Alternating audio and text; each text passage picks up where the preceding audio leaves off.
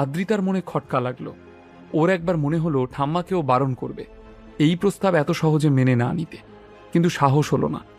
সদ্য সদ্য প্রফুল্ল মামার কারণে এত কোটি টাকার লোকসান হয়েছে ওদের ফ্যামিলির, তাই আগ বাড়িয়ে কোনো কথা বলার স্পর্ধা আদ্রিতার হলো না।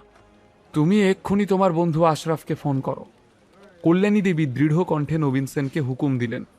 নবীন অত্যন্ত খুশি হয়ে নিজের ফোন বের করে কেত দেখাতে দেখাতে আশরাফ আলীর নাম্বার ডায়াল করলেন। নিজের গুরুত্ব বাড়ানোর জন্য উনি এবার ফোনটাকে লাউড স্পিকারে রাখলেন। রিং হওয়ার সঙ্গে সঙ্গেই ওপাশ থেকে একজন ফোন ধরল। নবীন বললেন, হ্যালো, আমি কি মিস্টার আলীর সাথে কথা বলছি? আমি নবীন সেন, মানে সেন কর্পোরেশনের নবীন সেন, কলকাতা থেকে বলছি। আশরাফ আলী কি নবীন সেনের এই প্রস্তাব মেনে নেবে? ওর আবার অন্য কোনো মতলব নেই তো? এর বিনিময়ে আশরাফ আলী নতুন কোনো কন্ডিশন দেবে নাকি? কল্যাণী দেবী কি সেই কন্ডিশন মেনে নেওয়ার পরিস্থিতিতে আছেন? আরে কি খবর?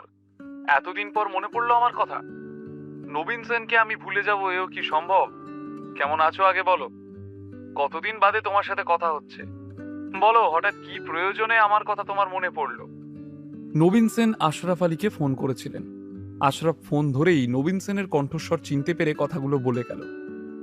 আসলে আমি ভাবছিলাম তুমি যদি আমাদের সেন কর্পোরেশনের 10% শেয়ার কিনে নাও তাহলে আমাদের খুব উপকার হয়। কলকাতার অন্যান্য ব্যবসায়ীদের সাথেও কথা বলতাম, কিন্তু সবার প্রথমে আমার তোমার কথাই মনে পড়ল। তুমি আমার বন্ধু মানুষ, তুমি নিশ্চয়ই এই প্রস্তাবটা ভেবে দেখবে। নবীন সেন ফোন লাউড স্পিকারে রেখেছিলেন। সকলেই ওদের কথোপকথন মনোযোগ সহকারে কান পেতে শুনছিল। এদিকে নবীন সেন ওকে কনভিন্স করানোর উদ্দেশ্যে আরও বললেন, এই কারণেই আমি তোমাকে ফোন করেছিলাম।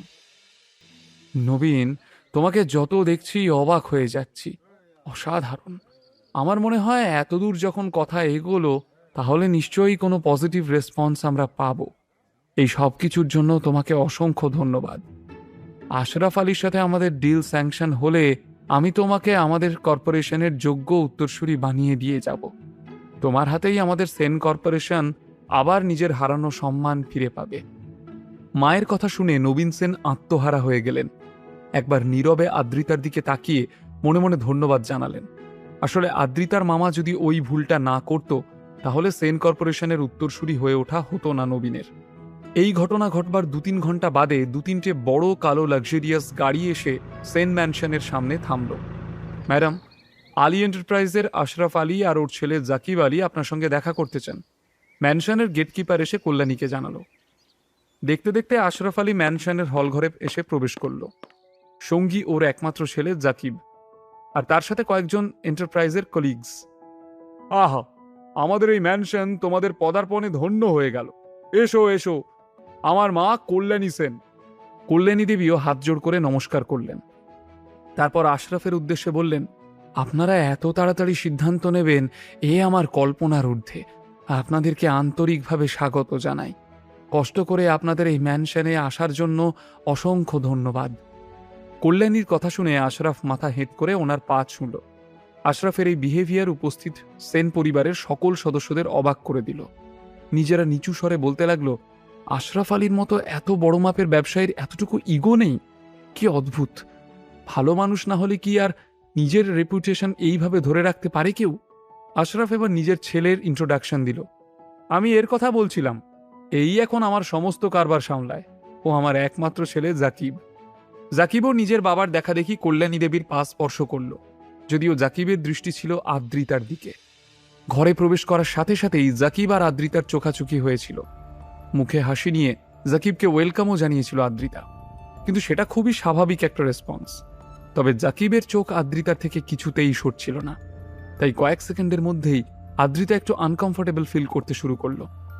আর এই সব দৃশ্য কিছুই কল্যাণী দেবীর দৃষ্টি এড়ালো না। তবু কোনো রিয়্যাক্ট করলেন না তিনি। বেঁচে থাকো বাবা, সুখী হও, দীর্ঘায়ু হও বলে কল্যাণী দেবী জাকিবের মাথায় হাত রাখলেন। এসো এসো, দাঁড়িয়ে কেন, বসো বসো। সেন পরিবারের অন্য কোনো সদস্যেরই কথা বলার কোনো সুযোগ হলো না। ওরা সকলেই বিস্ফারিত চোখে অবাক দৃষ্টিতে আশরাফ আলী আর জাকিব আলীকে দেখতে লাগলো। কৌতূহলী দৃষ্টিতে ওদের আচার আচরণ লক্ষ্য করল।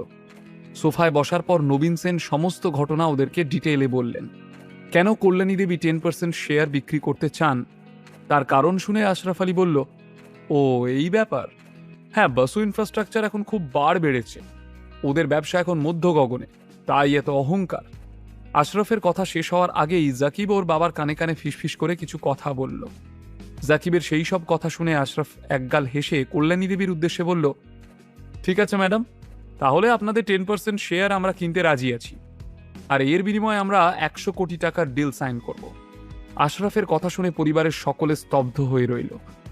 নবীন সেন চমকে উঠে সোফা ছেড়ে দাঁড়িয়ে পড়লেন। কল্যাণীও বেশ অভিভূত। 10% শেয়ারের জন্য 100 কোটি টাকা উনি কল্পনাও করতে পারেননি। বিনামূল্যে গল্প শুনতে নিচের ইনস্টল বাটনে ক্লিক করুন এবং পকেট এফএম ডাউনলোড করুন। লিঙ্কটি রয়েছে ডেসক্রিপশনে।